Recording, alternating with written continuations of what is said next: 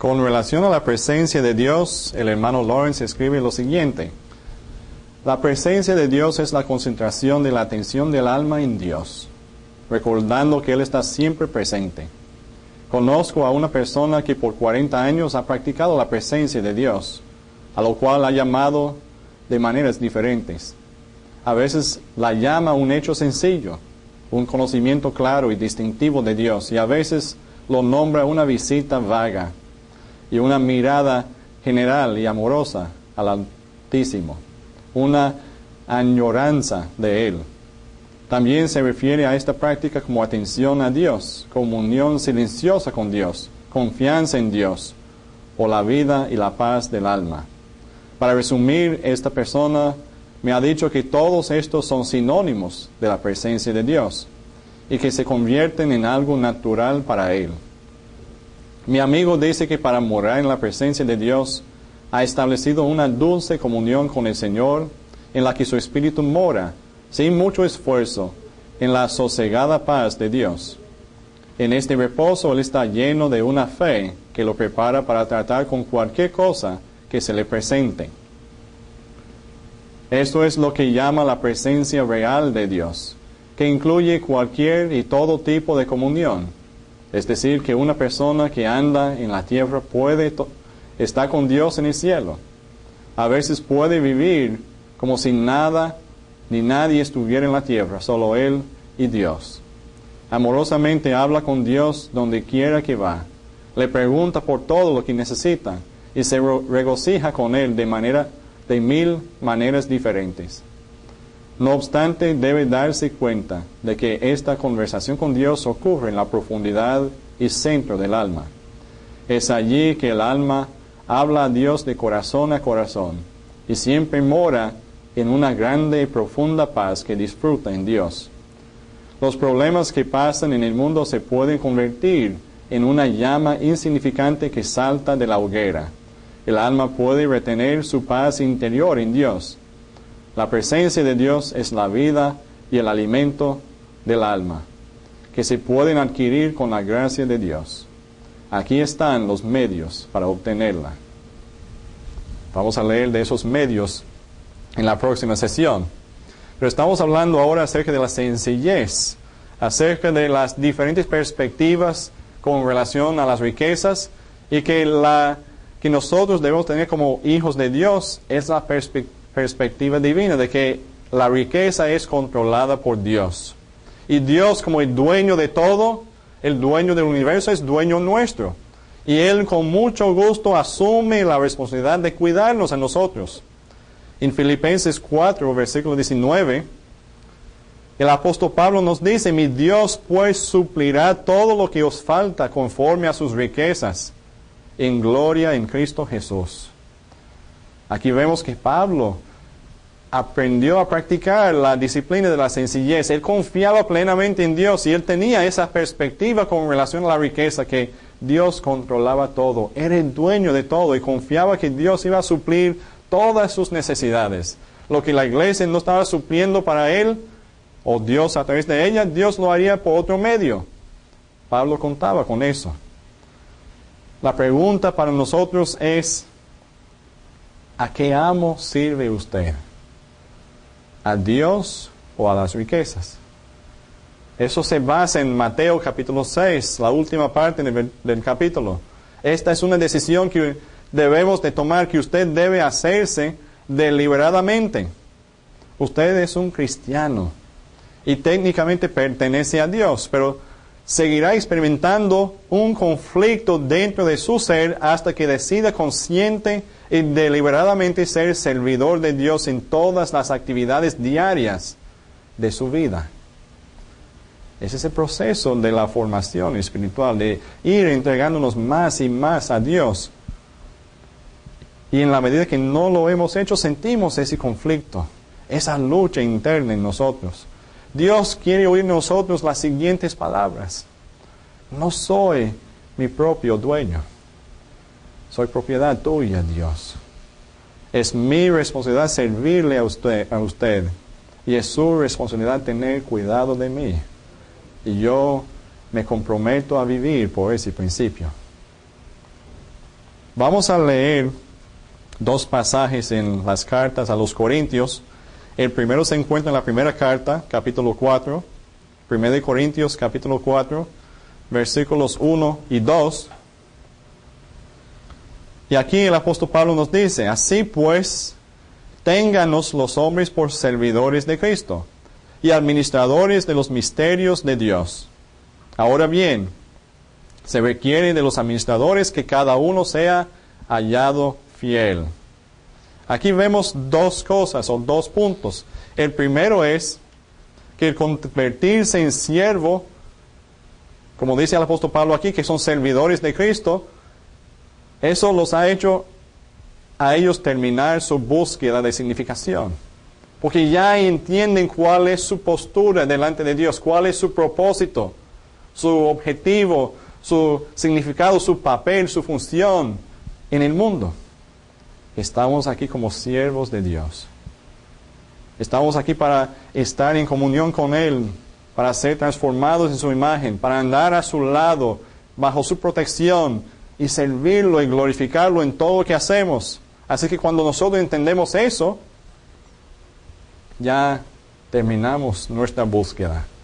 No seguimos andando de una cosa a otra buscando significado, buscando propósito, como un barco a la deriva en el mar, sin rumbo. No estamos en el mundo sin rumbo. Estamos aquí para ser siervos de Dios y complacerlo y agradarlo en todo. La segunda cosa que vemos aquí es que la tarea del siervo es hacer el trabajo de mayordomo. Somos siervos, Dios es el dueño, y Pablo dice que como siervos somos administradores. Nuestro trabajo es administrar bien, emplear bien las cosas que Dios pone en nuestras manos, porque no nos pertenecen, pertenecen a Él, y debemos de usarlas, cada una para su gloria. Debemos de pensar en todo lo que tenemos con ese fin, con ese propósito, con esa meta.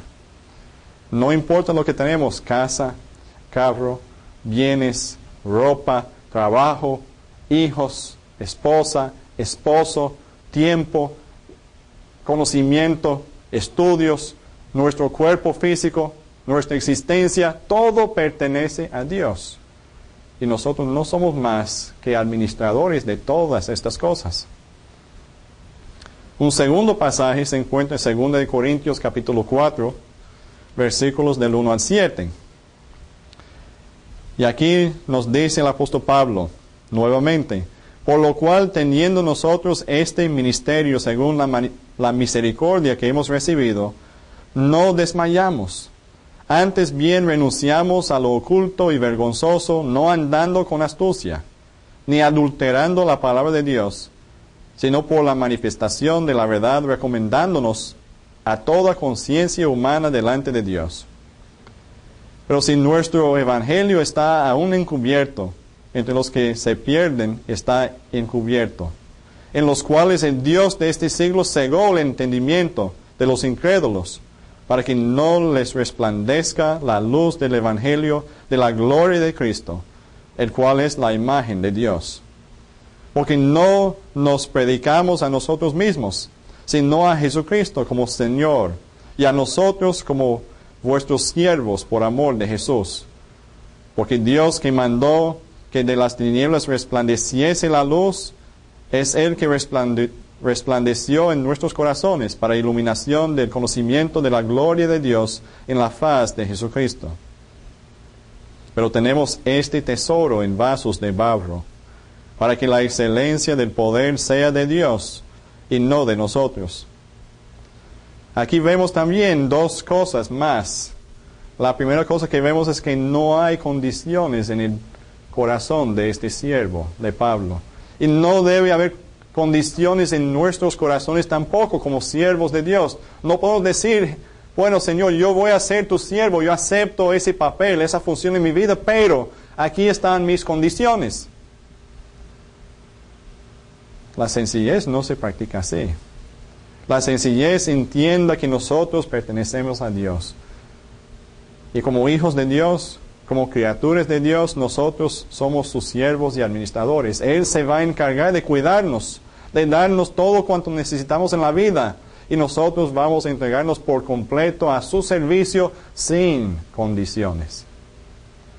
La segunda cosa que Pablo nos enseña es que hay una compasión especial por aquellos que están ciegos, por los del mundo que no conocen todavía la luz de Dios, la imagen de Cristo, el evangelio de amor. Todavía están en oscuridad bajo el engaño del diablo. Y cuando somos siervos de Dios, hay en nosotros o debe haber en nosotros una compasión especial hacia aquellos que todavía están ciegos, que todavía están en oscuridad y no conocen a Dios, no tienen una relación con Él. Debemos de sentir una pasión profunda para que toda persona conozca a Dios de la manera que nosotros estamos conociendo. El versículo 7 nos enseña que la apariencia de este siervo no es impresionante, porque los siervos somos nosotros. Pero el amor en sus ojos, la gentileza en su trato, el calor en su corazón, la compasión en su voz, todas estas cosas revelan un tesoro contenido dentro de esa vida. Una vida controlada por Dios, una vida entregada en el servicio de Dios. ¿Es usted esa clase de siervo? Y tengo que preguntarme yo mismo si yo soy esa clase de siervo. Su Padre Celestial le está diciendo: hijo, no hay necesidad de que gaste todos los días de su vida luchando por crear una fortuna. Yo soy el dueño de todo. Déjeme proveer para usted. Así que vemos que la Biblia desafía casi todos los valores económicos de la sociedad contemporánea. Ya hemos leído lo que Jesús dijo en el Sermón del Monte en Mateo 6, versículos 19 al 20, donde Él nos dice que no debemos de guardar tesoros en este mundo, donde las cosas se pueden echar a perder, sino en el cielo. Y Él dice que donde está nuestro tesoro, ahí está también nuestro corazón. Ese pasaje no dice que el corazón debería o no debería estar donde está nuestro tesoro. Más bien está declarando categóricamente que a donde quiera que se encuentre tesoro, allí estará también el corazón nuestro. Vamos a leer un pasaje más acerca de la riqueza que se encuentra en 1 de Timoteo, capítulo 6. Empezando con versículo 6, aquí Pablo le manda decir a Timoteo: pero gran ganancia es la piedad acompañada de contentamiento, porque nada hemos traído a este mundo, y sin duda nada podremos sacar. Así que teniendo sustento y abrigo, estemos contentos con todo, porque los que quieren enriquecerse caen en tentación y lazo, y en muchas codicias necias y dañosas, que hunden a los hombres en destrucción y perdición, porque raíz de todos los males es el amor al dinero, el cual, codiciando algunos, se extraviaron de la fe y fueron traspasados de muchos dolores. Y saltando al versículo 17, Pablo continúa diciendo: a los ricos de este siglo manda que no sean altivos, ni pongan la esperanza en las riquezas, las cuales son inciertas, sino en el Dios vivo, que nos da todas las cosas en abundancia para que las disfrutemos. Lo que estamos afirmando con todo esto es que la sencillez pone todos los bienes materiales en su perspectiva apropiada.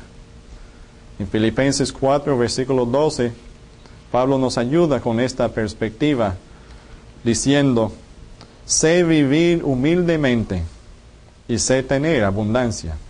En todo y por todo estoy enseñado. Así que para estar saciado como para tener hambre, así para tener abundancia como para padecer necesidad. Esa es la actitud de la sencillez. Una actitud que nosotros necesitamos desarrollar en la vida. ¿Cuál es el punto sobre el cual nosotros debemos de fundarnos para todo esto? Pues es lo que mencionamos antes en Mateo capítulo 6, versículos del 25 al 33. Vamos a tomar ahora un momento para leerlo, porque hemos hecho referencia a ese pasaje en varias ocasiones, pero no lo hemos leído. Mateo 6, empezando con el versículo 25. Jesús nos dice: Por tanto os digo, no os afanéis por vuestra vida, que habéis de comer, o que habéis de beber, ni por vuestro cuerpo, que habéis de vestir. ¿No es la vida más que el alimento, y el cuerpo más que el vestido? Mirad las aves del cielo, que no siembran, ni siegan, ni recogen en graneros, y vuestro Padre Celestial las alimenta. ¿No valéis vosotros mucho más que ellas? ¿Y quién de vosotros podrá, por mucho que se afane, añadir a su estatura un codo? Y por el vestido, ¿por qué os afanáis? Considerad los lirios del campo, cómo crecen. No trabajan ni hilan.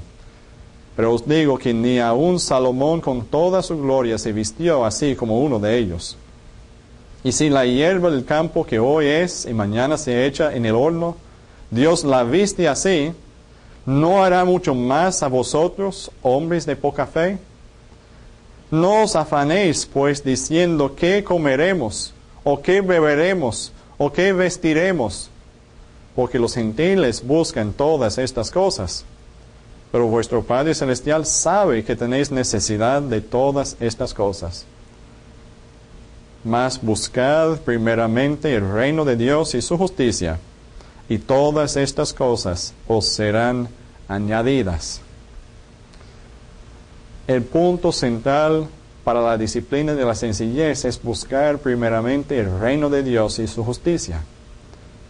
Si hacemos esto, Jesús promete que Él se encargará de todo lo demás. Pero todo depende de ponerlo primero en nuestras vidas. No podemos poner nada en absoluto antes o por encima del reino de Dios en nuestras vidas. Hacemos bien en recordar que la persona que no busca primeramente el reino de Dios, no lo busca para nada. Como aclara Jesús en el pasaje citado, el pasaje leído, el ser libre de ansiedad es una de las evidencias internas de buscar primeramente el reino de Dios. Y esta libertad de la ansiedad se caracteriza por 3 actitudes del corazón. La primera actitud es de reconocer que los bienes que tenemos no son el producto de nuestras labores, sino de la provisión bondadosa de Dios. Nosotros no somos dueños de nada, Dios es dueño de todo, y cuando recibimos algo es una bendición de Dios. El trabajo que nosotros tenemos, Dios nos lo proporciona. El salario que recibimos, la comida que comemos, lo que bebemos, lo que nos vestimos, la casa en la cual vivimos, todo es de Dios. Son el producto de la bendición de Dios, no el producto de nuestras labores en el mundo. Y debemos de darle gracias a Dios por todas estas cosas. La segunda actitud es entender, como hemos venido diciendo, que es la responsabilidad de Dios y no la nuestra cuidar de nosotros y cuidar lo que nosotros tenemos.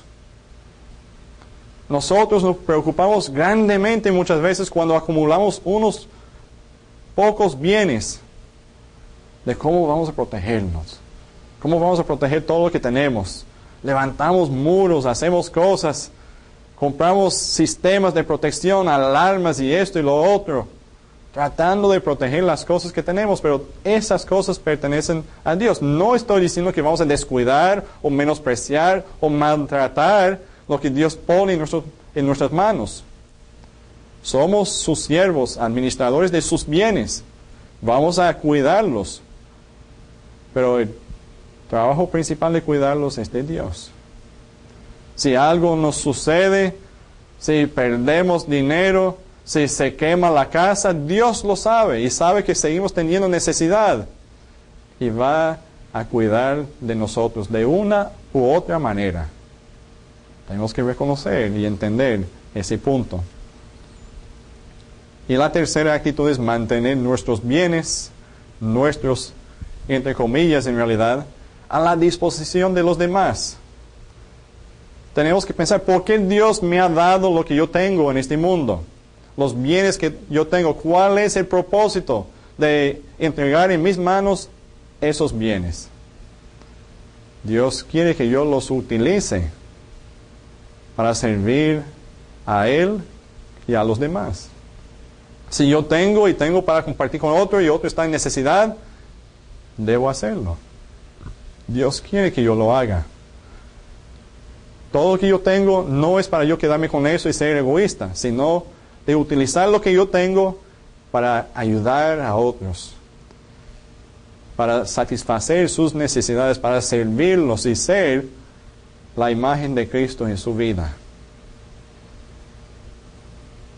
Ahora, ¿cómo se puede expresar externamente la sencillez en nuestra vida?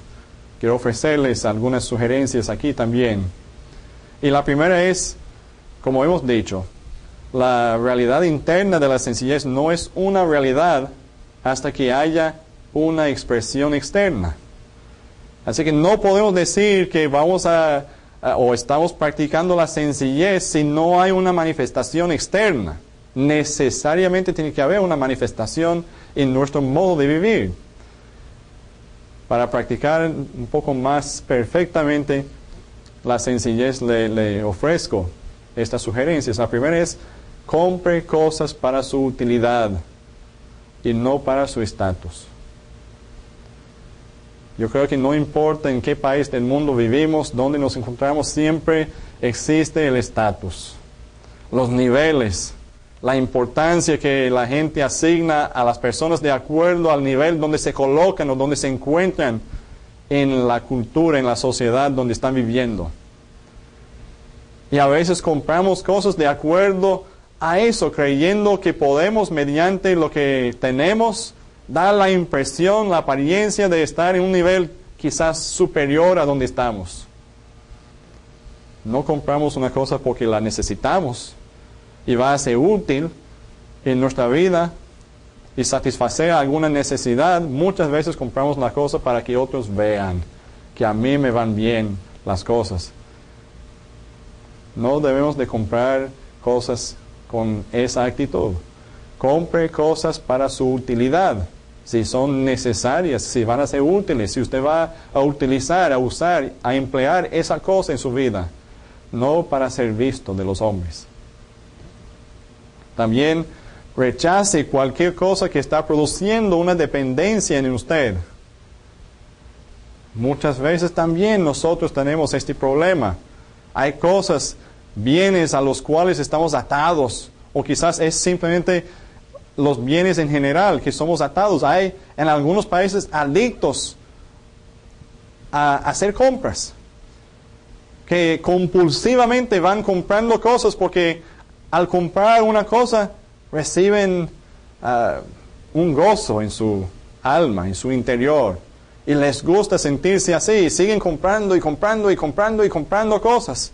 Y eso crea en ellos una dependencia. Ellos sacan significación o quizás valor de sentirse así y de tener esas cosas.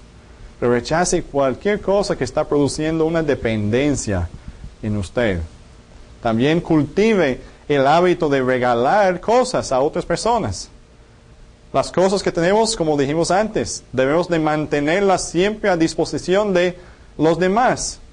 Y eso quiere decir que a veces vamos a hasta regalar cosas a otras personas para ayudarlas a ellas en sus necesidades, en su vida. Debemos de cultivar ese hábito y ser generoso con los bienes que están en nuestras manos o bajo nuestra administración. Otra sugerencia, no se deje vencer por la propaganda de los custodios de la tecnología moderna. En muchos países industriales tenemos este problema. Siempre hay nuevos avances tecnológicos, siempre la propaganda, los anuncios por televisión, por radio, por otras cosas, nos están diciendo que tenemos que tener lo más nuevo, lo más moderno, lo más recién salido de cualquier artículo que está en el mercado.